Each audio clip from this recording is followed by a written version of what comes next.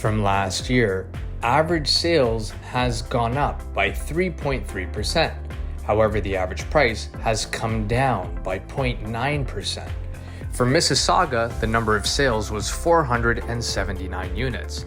The average price, $1,042,868.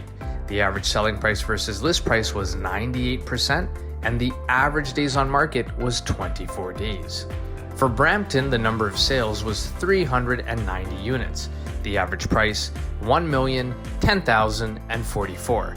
The average selling price versus list price was 99%, and the average days on market was 21 days. For Oakville, the number of sales was 184 units. The average price, $1,477,883. The average selling price versus list price was 96%, and the average days on market was 28 days. For Milton, the number of sales was 129 units. The average price, $1,090,062. The average selling price versus list price was 98%, and the average days on market was 22 days. For Burlington, the number of sales was 175 units. The average price, $1,126,610.